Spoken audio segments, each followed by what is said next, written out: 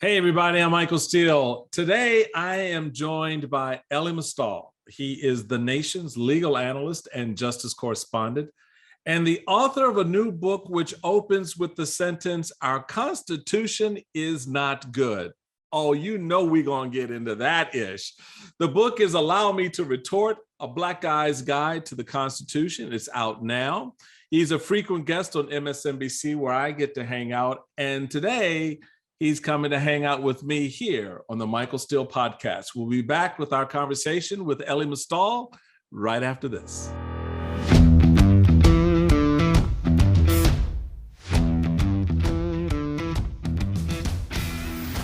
Elie, what's up, baby? Welcome to the Michael Steele podcast. It is such a treat. Having you on is always fun. And you know, this conversation we're about to have, brother, about this book, as I told you when we were sort of offline talking, I'm sitting there arguing with every page turner here. It is a great read, folks. I can't wait for you to get into it. A Black Man's Guide to the Constitution. Allow me to retort. That's what the brother said. Let him do it. So, man, welcome. So, there's so many places I want to begin with you on this book, because first off, before we get into some of the meat of it, what I loved about this, and to be rather frank about it, this is the first time I've read something about our founding document written from the perspective of someone from the neighborhood. You know what I mean? I do. Look, I mean, and the thing about it is, folks, y'all need to understand, it ain't wild out crazy shit either. I mean, this is straight line constitutional reasoning, application of law to facts and narrative, but it brings a different perspective and interpretation. How did you synthesize that? What made you kind of move into that door? Go through that door versus the more traditional route? Because you're a lawyer, your background, you could do the white man approach all day long if you needed to, but you didn't. Yeah. So first of all, thank you so much for having me. It's great to kind of be here and be arguing with liberal versus conservative within the confines of liberal democracy, as right. We used to. What a as concept. My dad once did. Right? Who thought of doing that shit? Remember those days? Yeah. So look, the book is called A Black Guy's Guide to the Constitution. It's not called A Guide to the Constitution for Black People, right? And that switch is important. All I'm trying to do, as you rightly point out, is to talk about this document from the perspective of a person who it was designed to ignore and, in fact, enslave, right?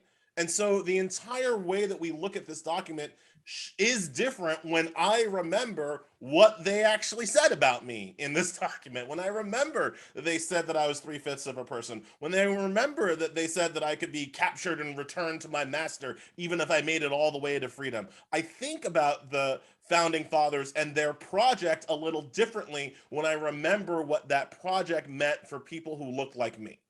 And so when you talk about synthesizing kind of that perspective with, classic Harvard-educated, Harvard-trained legal analysis, it's what I've been trying to do my whole life, right? I'm the kid in law school. So actually, Michael, you'll appreciate this story. So I basically go to law school because in high school, Antonin Scalia made fun of me. Yeah. Okay, so it got personal. Right, exactly. It so I got was in personal. mock trial, as one does, and my team makes it to nationals. We don't win, but we made it to nationals in DC. And one of the judge for the final round that I got to watch, I wasn't a part of it, was Antonin Scalia. So after whatever, there's the meeting with the auditorium hall with Scalia and 150 would be like high school nerd kids, right? And he takes questions for the audience. And I raise my hand, and I ask what I think is a very good question.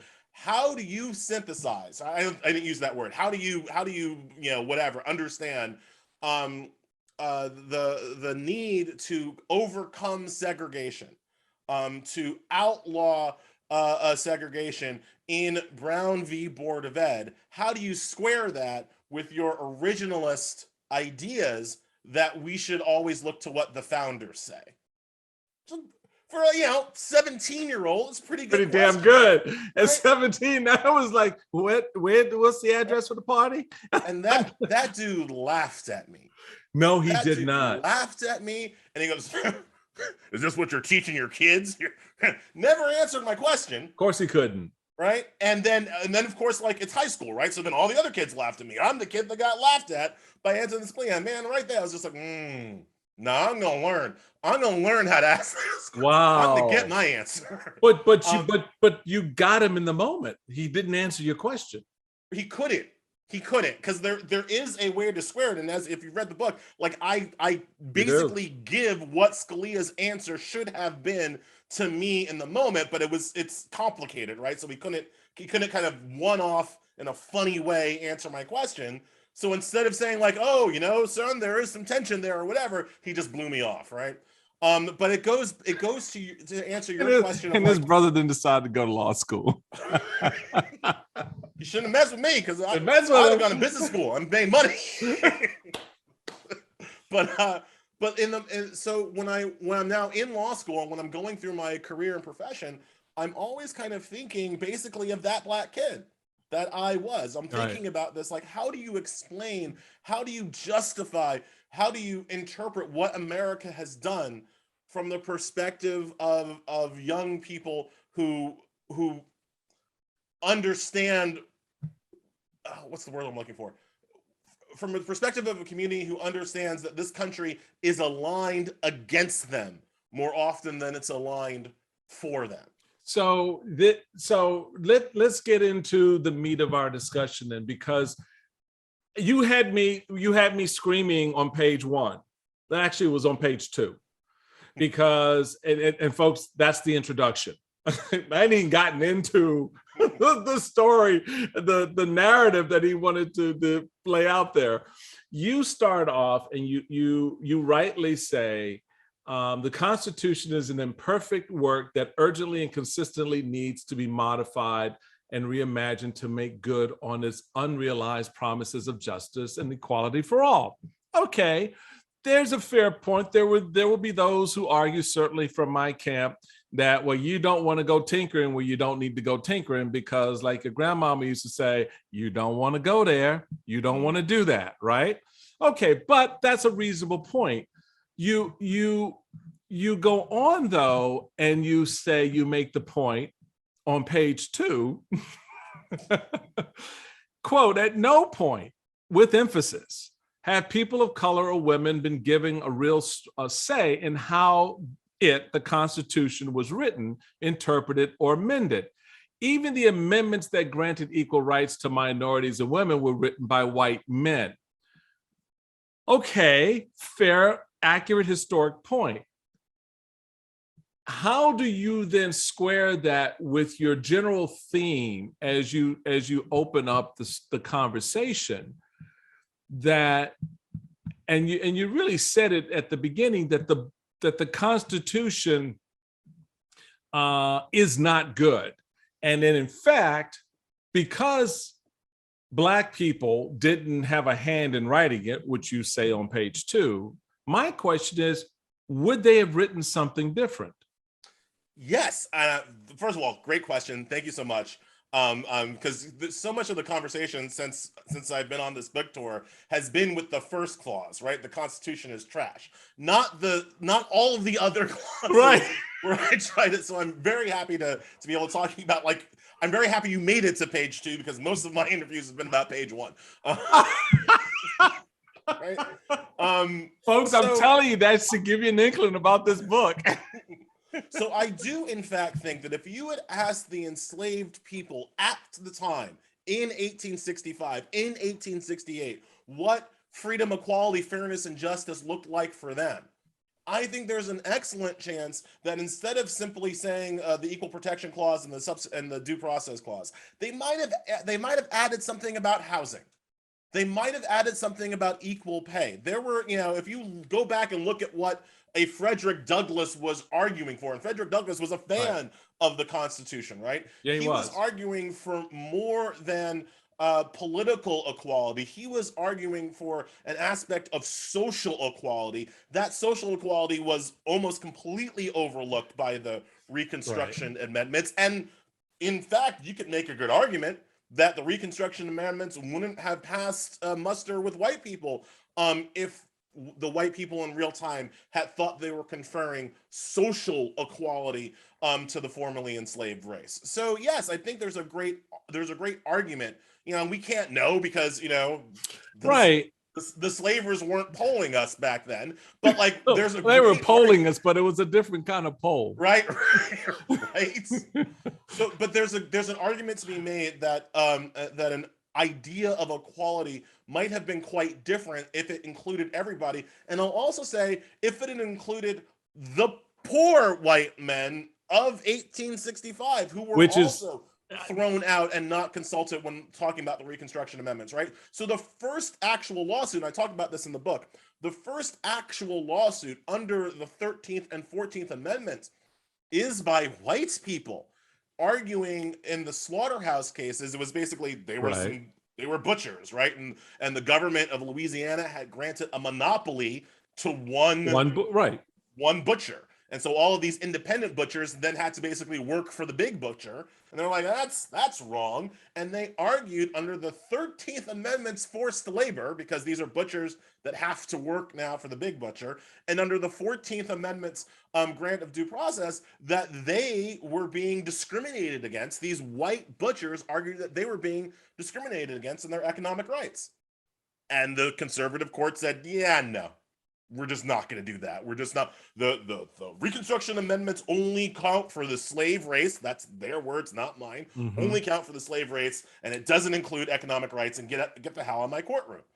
So even if he had talked to poor white people in 1865, they would have agreed. It's very likely that the Reconstruction Amendments look completely different than they actually look. So, Professor, should our Constitution embody healthcare, housing, rights as rights that are ultimately decided and regulated at the state level? In other words, did we do this a little bit ass backwards as a nation, where a lot of our European countries, to the extent that they have constitutions, most do, they kind of set forth some of these rights. You have a right to healthcare, where the state will provide you healthcare.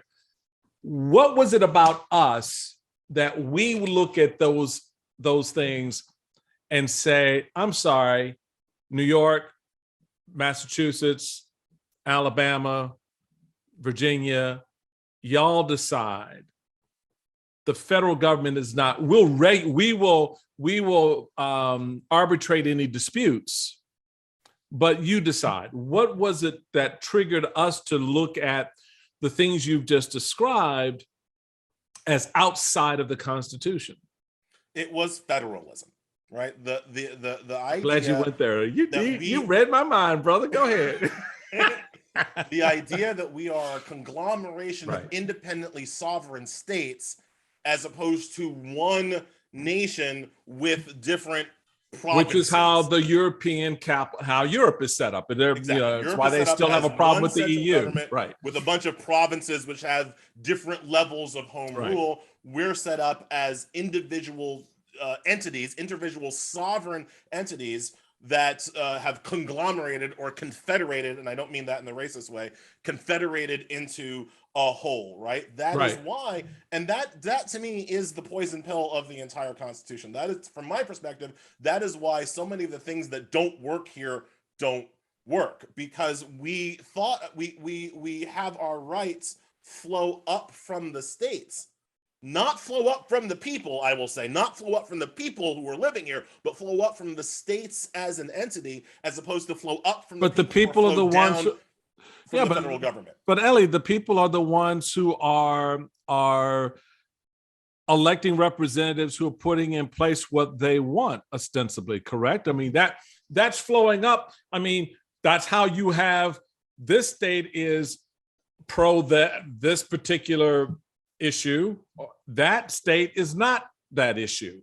And to the extent, because here's but the point is that there is something to that federalism that says that us here in Maryland versus you over in Virginia, y'all do what y'all want to do, we do what we want to do, and we only need to speak to each other at such time as there's a conflict between what we're doing, and that's where the courts would come in. So, first we have to remember why we have that system, right? Right. And that's the reason why we have that system is because us here in Maryland didn't want to have slaves, and us here in Virginia totally did. So the reason why we decided to organize ourselves this way was in fact because of the slave question, and that compromise I think only the most avid people do not understand the Constitution is a compromise document. That's why it looks the way it is. That compromise worked so swimmingly that less than 100 years later, we got into a hot civil war over it, right? It's kind of a demerit to me to the. Well, see, I would take an exception. I don't think we got into a hot civil war over the Constitution. I think we got into a hot civil war over the economics of it. Because at the end of the day, the state felt that its economic interest was ultimately infringed upon. But I get your point where you're saying the states are saying, I'm sorry, you can't own that chattel. You can't have that property. So therefore, that's how it strikes at your economic interest. Exactly. Like that chattel that you had when you were in Virginia no longer should exist when you're in Maryland. No. Right. This is our conflict, right? So that's kind of so let's never forget why federalism is here to me in the first place. But then the second issue that you, I think, rightly bring up is there are some benefits. There are especially in a country that spans a continent. You kind of understand the idea that the laws and rights and responsibilities that work in Texas are not going to be the same laws and rights and responsibilities that work in Rhode Island. They're just two, right. They've got to be treated two different ways. And that works to me so long as there are fundamental protections for human rights that because human rights do not care if you're living in Rhode Island or Texas, and that there are fundamental protections for voting rights, because voting rights don't care if you live in Rhode Island or Texas. Right. However, that's not how we've done it.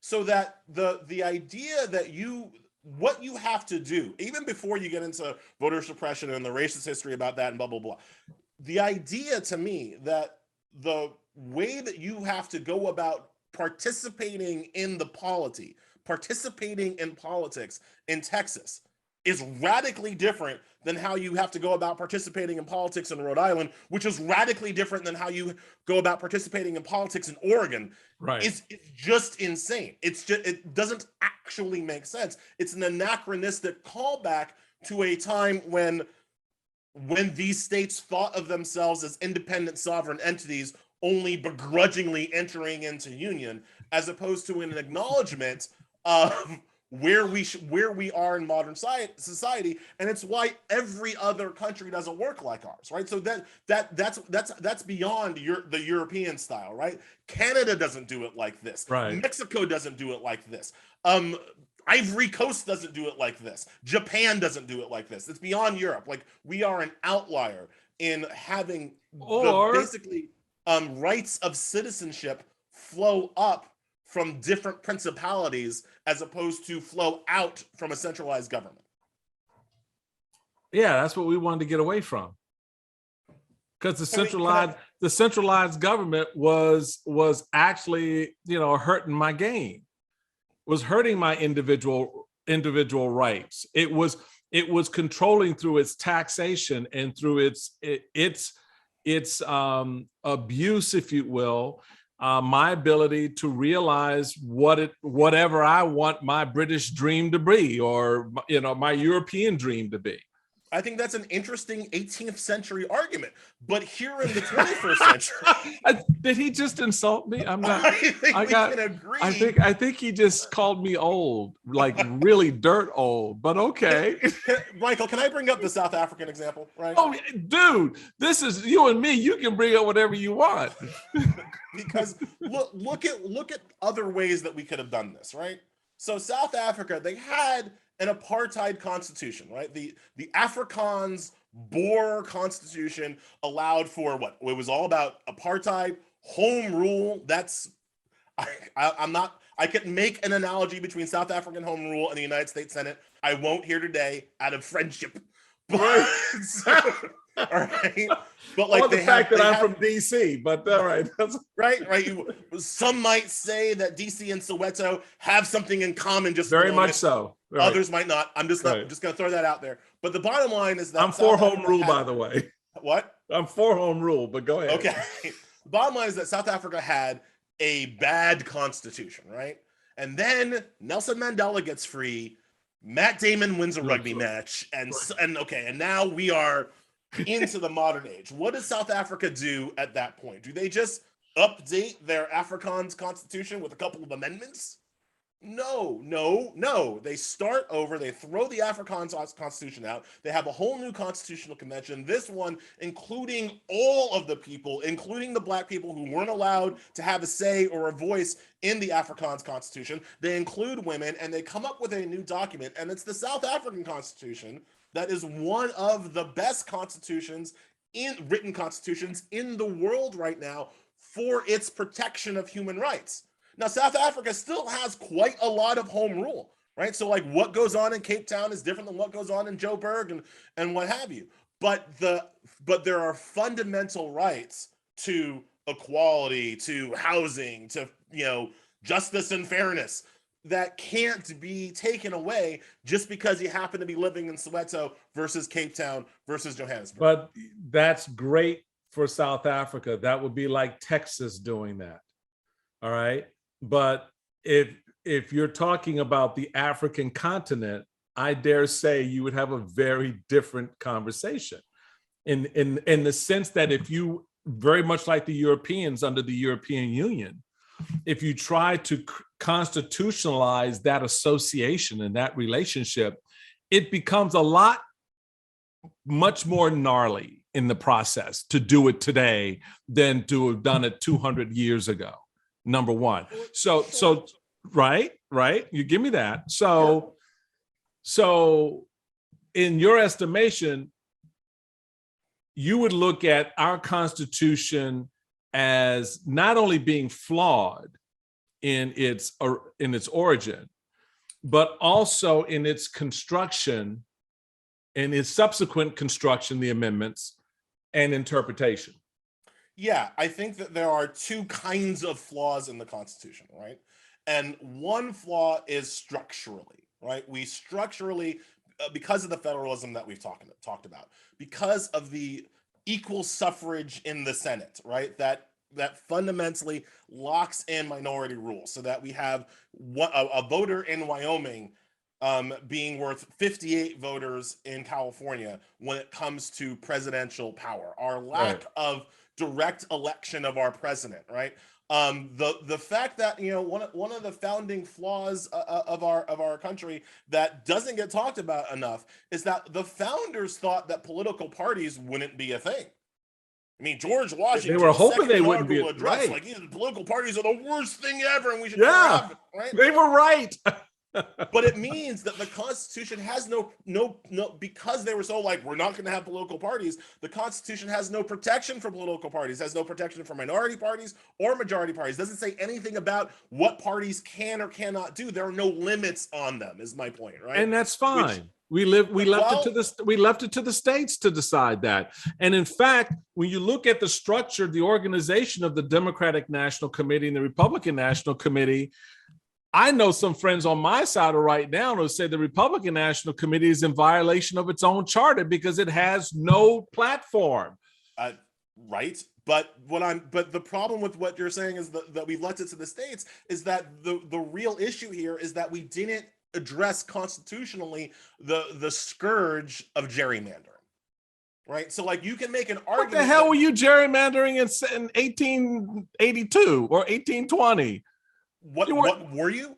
Yeah, it was just like Virginia was like one big place. Well, see, okay, but this is my point, right? Gerrymandering didn't matter very much in the 1800s when only one kind of person could vote. Right? Okay, yeah, fair point. They weren't concerned about minority representation because only one people could vote. Only the liberal bourgeoisie class could vote in the 1800s, right? The lack of constitutional protections and just guidance on gerrymandering now means that in the 21st century, when everybody arguably can vote, it allows for the powerful people to effectively take the right of to vote away from disadvantaged minorities in their state. And I'm sure you've heard me say this, like the gerrymandering that happens in New York, to me, is just as bad as the gerrymandering that happens in Alabama. This is one of the few things where I will brook both sides of them. Both sides do engage in gerrymandering. In my book, I talk about how my dad and Rick Lazio, former Republican candidate for Senate, gerrymandered Long Island in a meeting. Right. Like that's a story in my book, right? So literally both sides do this kind of stuff, and there's no constitutional guidance or protections around it, and that's just a flaw. That's just an oversight, and we can talk about these people as if they're venerated like on high. Let's remember, besides the slavery, besides the colonization, besides the rich liberal bourgeoisie-ness of them, they were 30-year-olds. I mean, like, we are literally trying to... Yeah, we do see them as being a lot older than they actually were. Right? They were 30 when they wrote this. This is like having Zac Efron and Justin Bieber come together and tell you how government's going to work for the next 250 years. You raise an interesting point. So who the hell do you think would be writing the Constitution, that taking the South African example, who do you think would be writing that Constitution should we have a constitutional convention? I would propose AOC on the left and Marjorie Taylor Greene on the right. Oh my God, if we could actually have, look, I am not for a constitutional convention, not because I'm afraid of AOC and MTG. It's because the people who would pick the delegates, they would pick them along the same kind of broken corporatist, racially biased lines as we have already, right? So you would still have a situation where Wyoming would have one delegate and California would have one delegate, as opposed to Wyoming having one delegate and California having 58, right? If we could have true popular representation in the Constitutional Convention, I would be for it. But that's not how it worked. It would be a constitutional convention brought to you by the Koch brothers and Disney. And or George Soros or the George whoever. You would think I'm liberal. I mean, I'm just he's the liberal go-to. So I just I've met Leonard Leo. I've never met okay, Leonard Leo. There you go. So there's that, right? So I'm not for an actual constitutional convention, not because I'm worried about AOC or MTG, but because I don't trust. We are too infused with the same corporate money that has dogged other attempts at reform. So instead of that, I try to lean into the justocracy, right? Like if the Supreme Court is going to claim supremacy over what is and is not constitutional, which is not in the Constitution. That is just, the Supreme Court just decided in 1803 that it had the power to declare acts of Congress unconstitutional. Nobody wrote that. Nobody thought that. That was just Chief Justice. But if not, then who? Well, so the court was actually right in making that. I mean, if anything, someone has got to sit in judgment, strong word, maybe arbitration, of the laws that are passed by the Congress. The executive branch is not going to be an effective. Well, we could do it like every other Western industrialized country does it. But we're not. But we could be. Why would we be? Because maybe they have ideas that we should look at, right? So like, you don't have the Canadian Supreme Court overruling Parliament. That's ridiculous, right? You have in other Western industrialized countries. So who decides what's courts are there constitutional? to arbitrate conflicts of laws. President says this, Congress says that. Okay, now we need a court to arbitrate the winner. What we don't see in other countries is laws passed by the Parliament, signed by the Prime Minister, or laws passed by their legislature, signed by their executive, being overturned by a third branch of unelected, unaccountable officials. That does not happen in other places. But it's dumb. Because Michael, because the idea that the 9 people who currently sit on the Supreme Court have their power for life, which thanks to Pfizer is like super long now, right? Have their power for life, are unaccountable to the people, and nobody voted for them in a democratic republic. That's just dumb. That's just not how we should do it. Look, I have mixed views on the Supreme Court, but I do want to. You're a conservative. You're supposed to be like, activist judges are the thing. No, they're activist. They're activist judges on both sides of that coin. I don't like I get that there's a little bit of activism that's built into the system because that's human nature. You can't escape human nature. I'm sorry, you can't even escape your politics. In fact, there's a section of the book we're gonna get into when we come back from our break, because I just spoke on that last night, as a matter of fact, one of the sections of your book.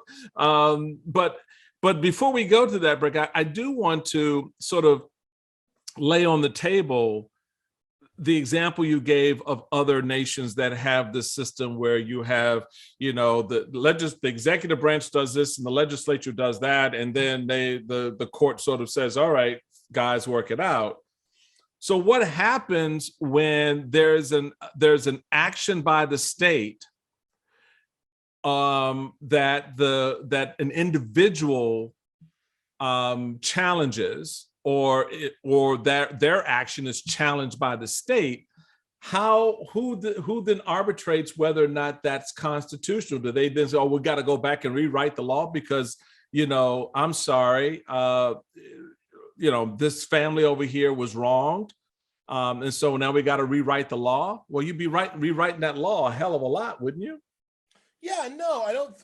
I mean, the experience of other nations is that you don't have to rewrite the law every time, because occasionally legislatures are going to get it wrong, right? There's going to be a principle that they violate, right? And then when they violate that principle, the court just says, well, we're gonna make it right. We're gonna not have the family suffer that consequence. We're gonna make good payment back. We don't say that the whole law is broken. We say that every time this law operates this way, this is what the court's gonna do, and then leave it to the legislature to figure out how to fix its law so that stops happening, right? So a great example for this to me would be something like what SB 8 is doing with abortion in Texas, right? Like, if we think of abortion rights as constitutional, and I know that's a different thing that I don't want to get into right now. But let's just say that for the moment, for the sake of the argument, that abortion is a constitutional right. Well, then Texas goes off and says, like, actually, no, we're going to have bounty hunters and whatever. Well, what the courts would do in that situation, as opposed to just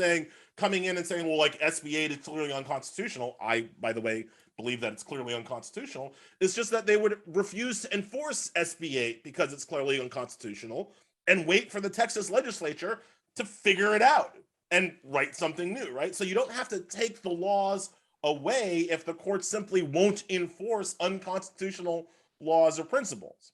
I know it sounds like a dodge, but it's not a dodge. In fact, it's actually probably in 1803 what the court should have done. Yes. Right. It's how the courts arguably it's how the courts were intended to work. Remember, Federalist 78, which is before you go to break, the last thing I'll think. Federalist 78, right? So this is James Madison, Alexander Hamilton, John Jay writing about how the Constitution should be interpreted. Remember, they're arguing against amendments at this point, right? That's right. Against the anti-federalists, right? And so Hamilton in Federalist 78 says that the Supreme Court is the least dangerous branch, because it has neither the purse nor the army. So basically that both branches can ignore the Supreme Court whenever it does something stupid. And that's arguably what Hamilton and Jay thought would happen. That didn't turn out right. Right? Like Hamilton, I said in my book, the next time Hamilton would be as wrong, he would be shooting his gun in the air while Adam Burr killed him. Like that. That's that level of mistake that he totally made. Misunderstanding the moment.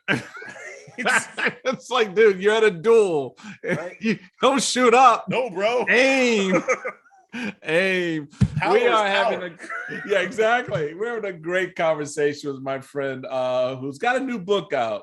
Elie Mystal's got the book called Allow Me to Retort, A Black Guy's Guide to the Constitution. It is out now. I'm going to highly recommend, if you are enjoying any of this conversation, you're probably online already ordering this book, because it is that good. We're going to take a quick break. We'll be back with more with Elie right after this. Hey, everybody, welcome back to the Michael Steele podcast. So those of you who've never been to con law classes, you're getting a little taste of what a good con law class is like. And when you have a good professor who's not only knowledgeable and insightful, but willing to sort of yank your chain and give you some chain to work with, it's all good. And that's my man, Elie Mystal. So Elie,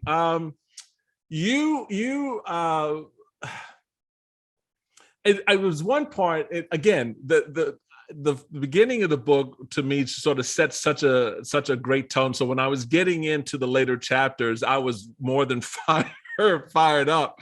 But you in the section where you're talking about canceling trash people is not a constitutional crisis. And let me,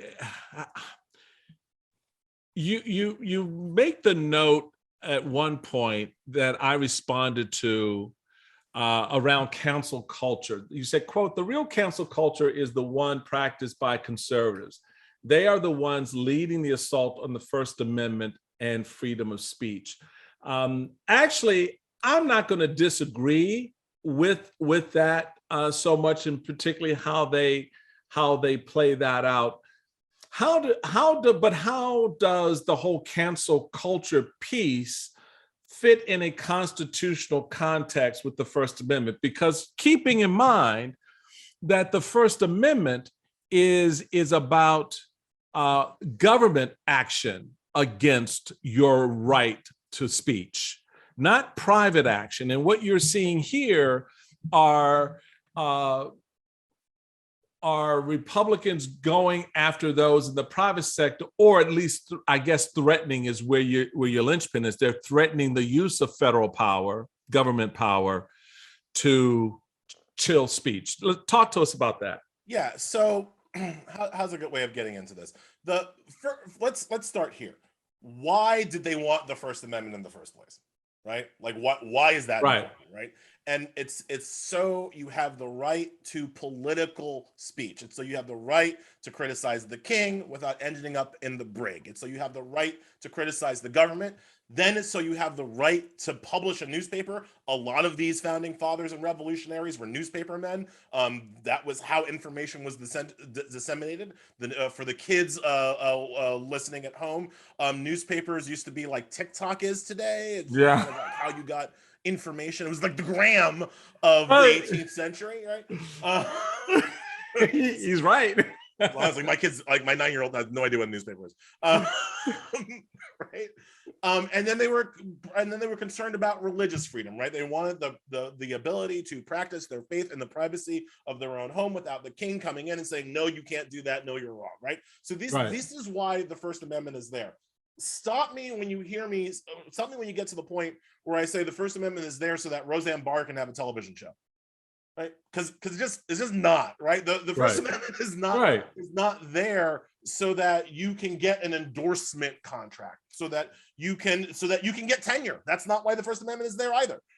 So when you think about speech, you have to think about the kinds of speech that they were most interested in protecting, and that's political speech, that's the press, and that's religious speech. That's what they're most interested in protecting.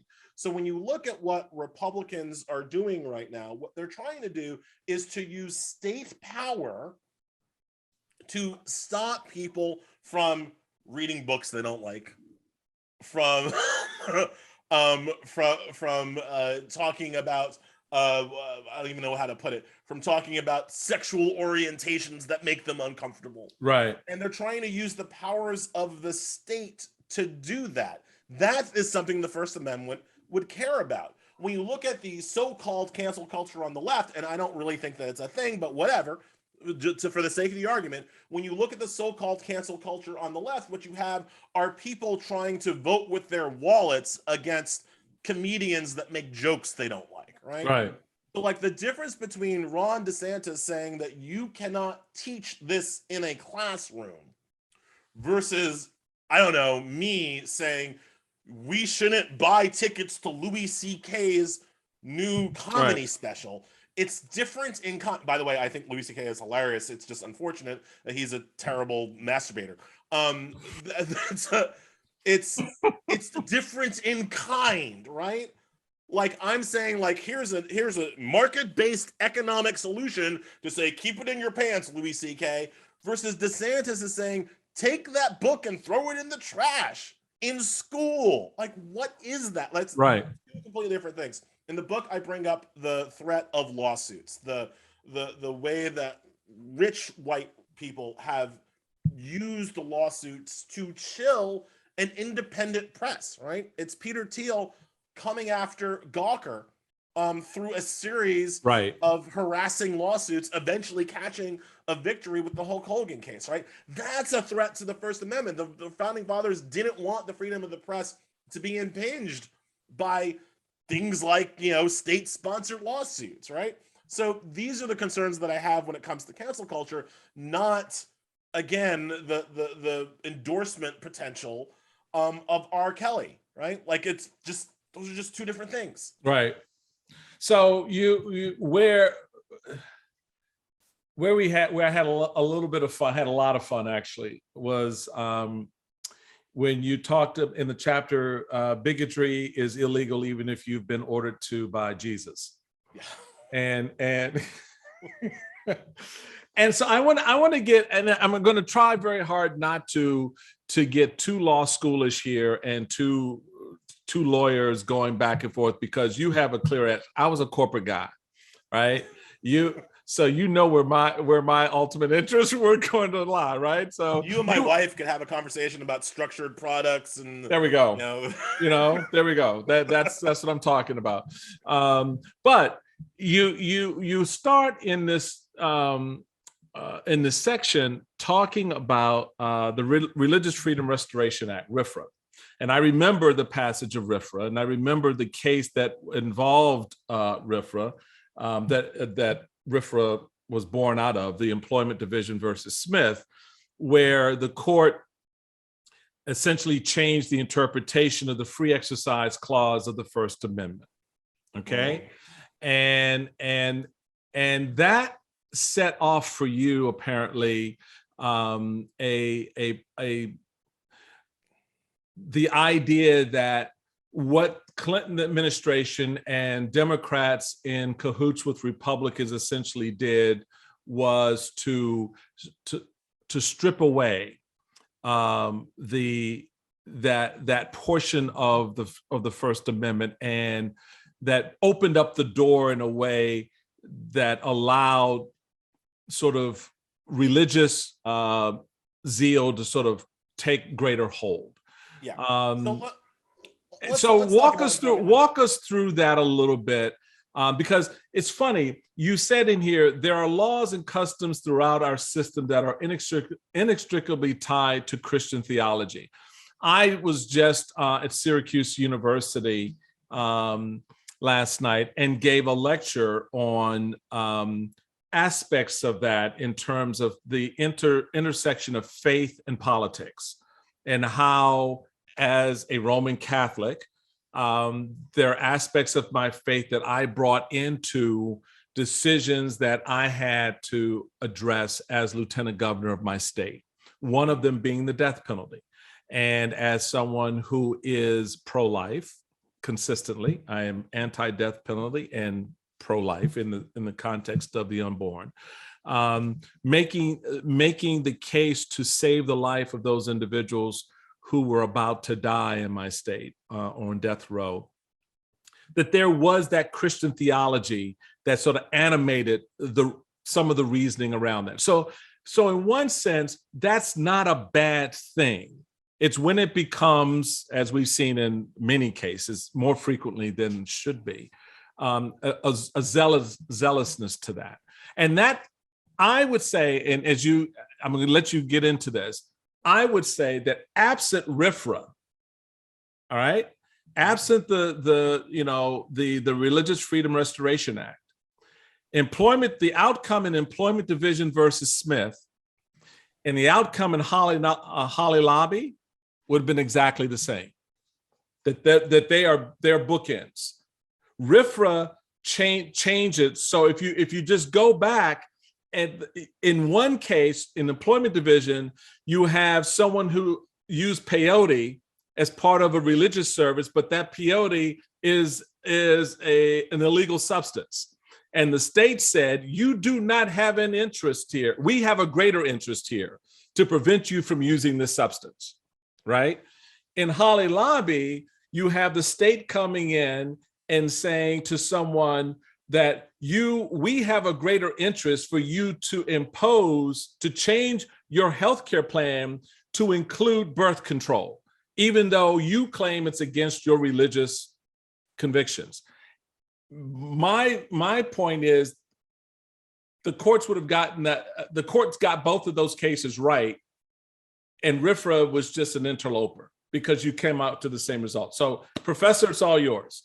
All right, but I think the courts got Employment Division v. Smith right and Hobby Lobby wrong. Okay. Because of RFRA, right? So here's how I'll do it. Let's go back to the actual facts of the case of Employment Division v. Smith, because they're hilarious, right? They're funny. They're two Native Americans who are working for a drug rehab clinic, right? It is a good case. Right? Who are taking peyote, right? Because of their religious drug rehab case. Yeah. Right. So they get fired from their drug rehab clinic, as they probably should, for using drugs. Right, which is not, so I don't have a problem with them getting fired from that, even though I understand it's a religious ceremony, and I'm not trying to, harsh on. You're not all pining on that, right? Right, like I understand why you can't work for a drug rehab clinic and you take drugs on this. You can't do that. Fine, right? But then these guys, they applied for unemployment, right? And it's the unemployment benefits that said, well, you can't get unemployment if you're on drugs. Well, that to me is the ridiculous conservative Victorian bullcrap, right? Like, who says you can't get unemployment? Why should you not be able to get unemployment? Because the thinking is, I know what you're gonna say. I know. I'm just saying, but that's the social construct that the government is there to either allow or protect against, and the rationale is that, okay, you're working in a drug rehab center using drugs. You get fired from that place of employment. Now you want unemployment benefits. And the rationale, I'm not saying it's right or wrong, but the rationale is no, because you're going to use those unemployment benefits to do what? More drugs. More drugs. Maybe. I think you should get unemployment benefits because you're unemployed. Like that should be. No, I agree with that. I see that's the slippery slope in some of these narratives when the federal government decides, or the state decides that how it's determining its interest, the degree of its interest in this matter. If you just stop at what you just said, we don't have an issue. But then what happens is they start projecting all the shit you may or may not do with that money. And what if they decided, I'm just going to go buy a TV? So I'm going to watch stories about drugs on TV. I'm not going to go buy any. I mean, you know what I'm saying? So how do you know what they're going to do with the money? But anyway, go ahead. Right. Professor. So the court said that all of this was fine. That of course they could get fired, because of course they could get fired, and of course they could be denied unemployment benefits because the law saying that you couldn't do drugs and get unemployment benefits was religion neutral. It doesn't matter what religion you are. You just can't. It doesn't have a special exception if your religion is a drug using religion or whatever. So then RFRA comes in. So then the Democrats see this decision and they come over the top with a new law, submitted to Congress by my boy Chuck Schumer, sponsored in the Senate by my boy Ted Kennedy, signed into law by my triangulation boy Bill Clinton. Right, this is a Democrat idea. Republican support, obviously, voice vote in the House and whatever. Like, everybody loved this law. Like, hallelujah.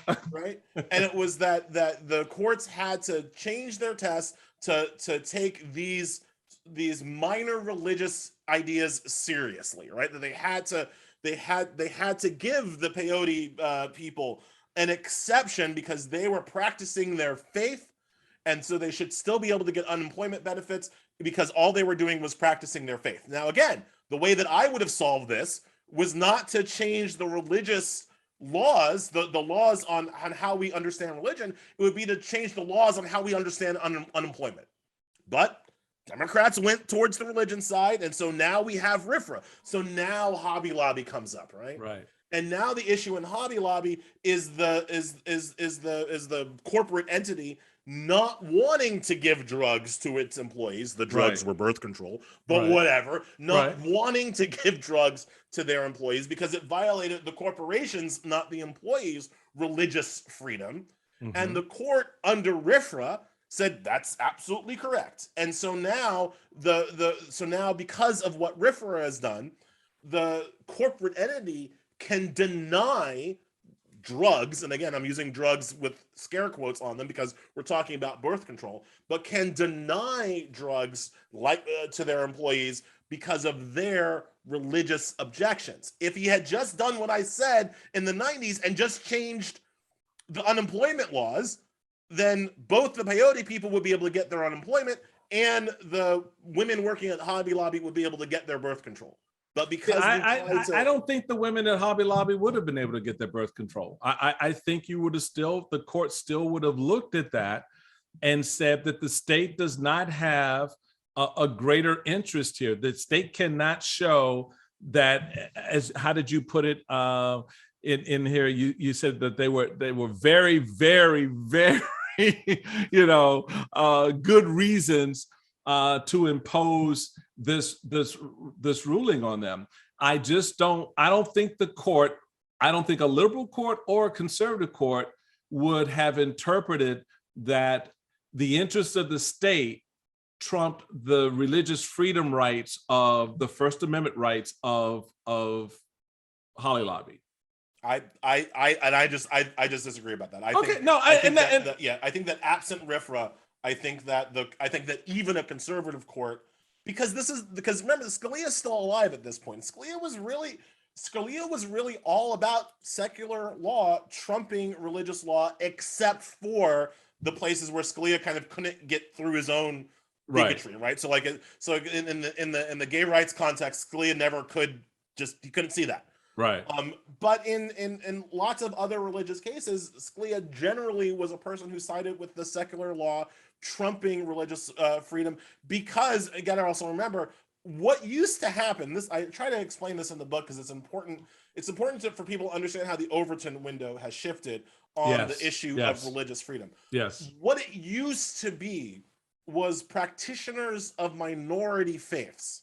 Right? It used to be the peyote natives, whatever. It used to be Muslims. It used to be people, the Amish, right? It used to be small minority religions arguing for exceptions to otherwise secular laws, arguing that those laws might sound secular, but actually lock in a lot of Judeo-Christian traditions in their laws, right? That used to be where the debate was. And so the conservative position used to be, no, we're gonna ignore these minority religions. We're gonna just have regular secular laws, and if that happens to benefit Catholics, oh well. If that happens to benefit Protestants, oh well, right? Like South Africa, my friend, we've evolved. Right. Now what we have is people in the majoritarian religions, in the Judeo-Christian traditions, in the Protestant Catholic traditions, arguing that otherwise secular laws impinge on their religious freedom. So a law simply saying that you have to provide health care to your employees that has nothing to do with religion now impinges on my religious freedom, as I'm the majoritarian Judeo-Christian religion. That's been the change in my lifetime. I mean, literally, Employment Division v. Smith is 1991. That's been the change that's happened in my lifetime in terms of how we are having this debate right now. And I think that, as I say in the book, anytime I'm passing a law and I'm getting voice vote support from Republicans, I'm like, whoa, what am I not thinking about? What did I not see about how this could go the other way? The other way, right. So before I let you get out of here, I got two very easy areas of the Constitution I want you to cover for folks: the Second and the Eighth Amendment. I think that's simple. I think you can knock that out in less than 3 minutes. No, but we all know the Second Amendment reads, a well-regulated militia being necessary to the security of a free state, the right of the people to keep and bear arms shall not be infringed. And the Eighth Amendment reads, excessive bail shall not be required, nor excessive fines imposed, nor cruel and unusual punishments inflicted. Speak to the Second Amendment as a standalone on its own, because we know all the ish that's wrapped up into that. But then the Eighth Amendment specifically on a subject that, again, as I've already indicated, is important to me, in the death penalty and its application to impose the death penalty as to prevent the death penalty. Right. So the Second Amendment, the quick and dirty version of it is that the current idea that the Second Amendment protects the right for gun ownership for personal self-defense, that was invented by the NRA in the 70s. That's not the original understanding of the Second Amendment. The original understanding of the Second Amendment was all about the well-regulated militias, because the reason why the anti-federalists wanted the Second Amendment was that the well-regulated militias was how those people put down slave revolts. Right. Like my family's from my people go back to Haiti. We know something about a slave revolt, right? Like we know what can happen. And what it means is that when you have the only way that you can keep people in bondage against their will is to have a numerical advantage, point of a gun, and to have a military advantage. Yeah. And while the white South generally had both of those things, that wasn't true in all places, right? So there were pockets of Virginia where the blacks outnumbered the whites. There were pockets of South Carolina.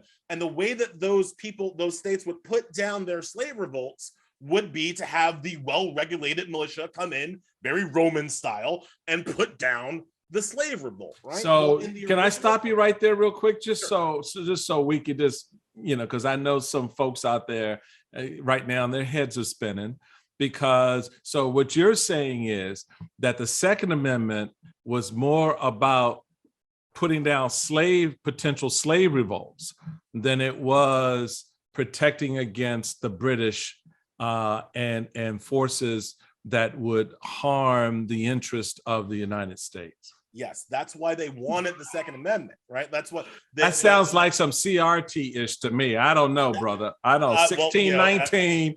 In the book, I'm not quoting black people. I am quoting George Mason and Patrick Henry. Right.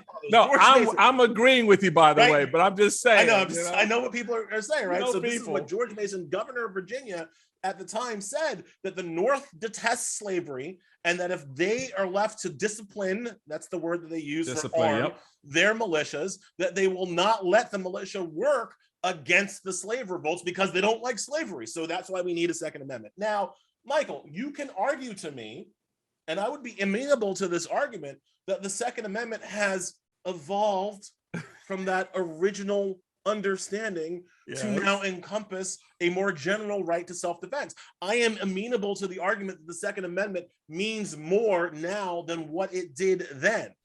But if you're going to say that the Second Amendment has evolved in terms of why it's here, then surely it has also evolved into terms of what kinds of weapons it allows you to have. Oh, there it is, my friend. Right? Absolutely.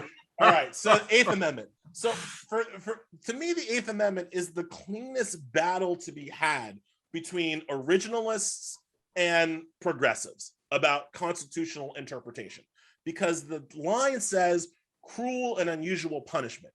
We don't know what that means. That is ambiguous. That's ambiguous on its face, right? The Constitution doesn't define cruel. It doesn't define unusual, right? In fact, the founding fathers didn't even write that. They cut and paste. That is copy pasta from the English Bill of Rights in the 17th century that they just brought into the 18th century, right? So what do we do with this ambiguity? Well, conservatives and originalists say that we should go back and look at what the founding fathers thought were cruel and unusual, and that we will find that the founding fathers were entirely pro capital punishment. Every single state had capital punishment both before and after the adoption of the Eighth Amendment. The federal government had capital punishment both before and after the adoption of the Eighth Amendment. The Eighth Amendment, clearly, whatever it means, it doesn't mean that capital punishment is illegal, is unconstitutional, if we just look at what the people who wrote it did. And I say, I don't care. I just straight up do not care what Thomas Jefferson thought was cruel and unusual, because Thomas Jefferson was a rapist slaveholder. And so his definition of what was cruel is not something that I'm going to consult when I think about what's cruel today. What these people did and were willing to do to these slaves at the founding kind of takes away their moral standing to tell me how to interpret cruel and unusual.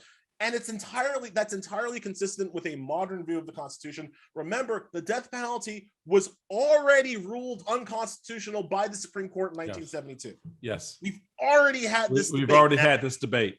Now, it was overturned in 1976 because they came up with basically a new way that they could argue was less cruel than before.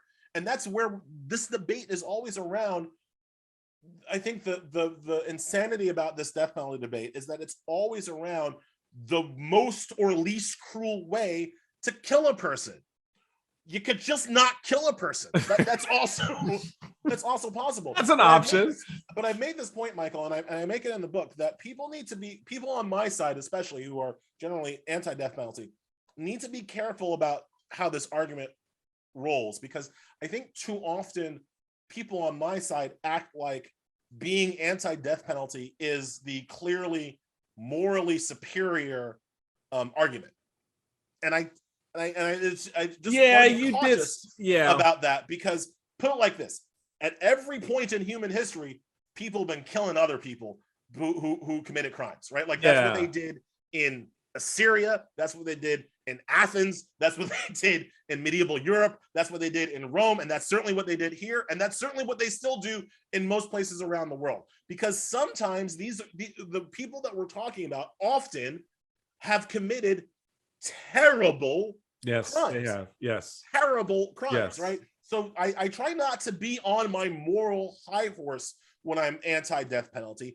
I try to stay very close to my legal roots when I'm anti-death penalty. My problem with the death penalty does not flow from a moral position, although I do think personally that it's morally wrong.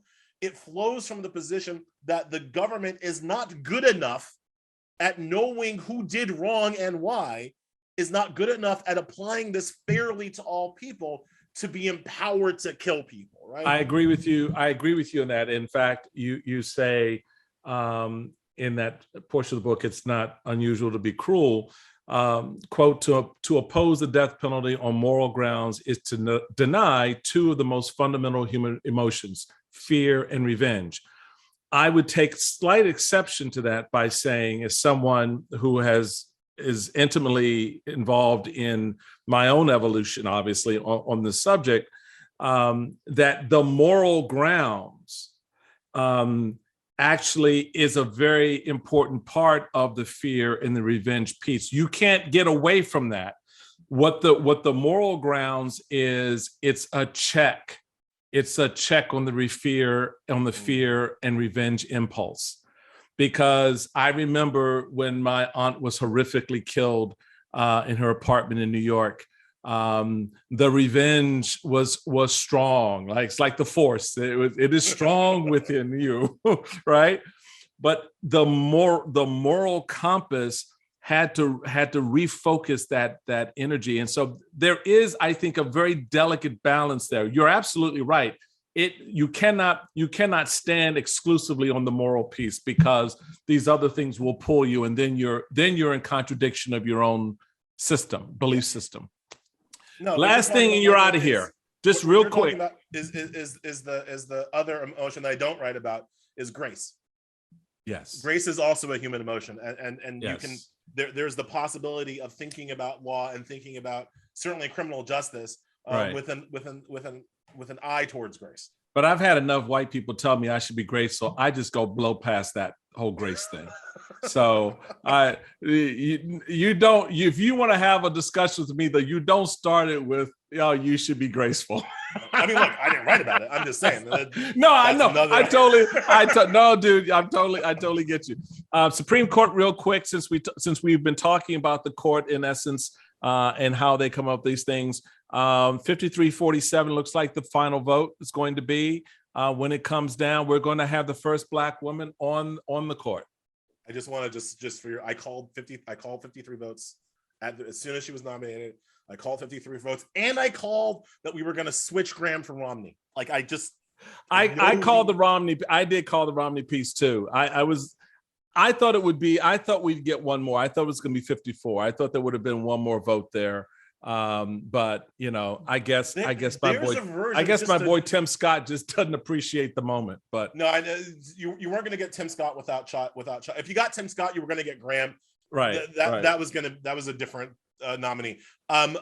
Just to nerd out on politics a little bit, there is a version of this world where Tom Tillis is better than he is. Like there are bits of Tom Tillis that you can see he wants to be better than he is. He just won't let him somehow. A lot of them do, Elie. I want to free Tom Tillis at some point. Right? I think Tom Tillis, he's going to free himself. The reason why I'm not surprised by this is because she was overwhelmingly qualified. It's like when Biden said that he was going to nominate the first Black woman in the Supreme Court, I was kind of like, yeah, bro, all of them will, because Ketanji Brown Jackson was that good. Like, she should have been nominated. It was one of Barack Obama's mistakes, I think, to nominate Garland as opposed to Jackson back in 2016. I think that would have changed the debate around that obstruction a whole different way, right? She was incredibly qualified. Just the last point here. One of the things that I don't understand about your side is that they'll make arguments that they know are not winning arguments, right? The Josh Hawley pedophile argument, that was never going to work. That was always towards a very small section. Bro. It did work. See, that's the problem. You think, a lot of folks think that this is for general broad audience consumption. It is not. When I'm sitting at the day as Josh Hawley, I'm talking to two people, folks who are going to appreciate what I'm about to say about pedophiles, meaning they're going to get all fired up about it and angry and start looking at her as a pedophile protector. And the person's going to write me a check. That's it. And it is, there's no way Josh Hawley looks at, Lindsey Graham. I get it. Oh yeah, well, she's not from South Carolina, so I hate her. Okay, well, that's dumb, but all right, we'll go with that. The reality of it is, all of these folks found the excuse that works for the very narrow sliver of interest that they have. This was not about putting the best person on the court or anything like that. This was about the fact that I could score the political points I need to score and raise some cash off of it. There we are. Well, uncomplicated. At the end of the day, all I can say is that the Ketanji Brown Jackson will ascend to the Supreme Court as the most popular nominee since John Roberts. Not only am I going to agree with that, I'm going to take it one step further.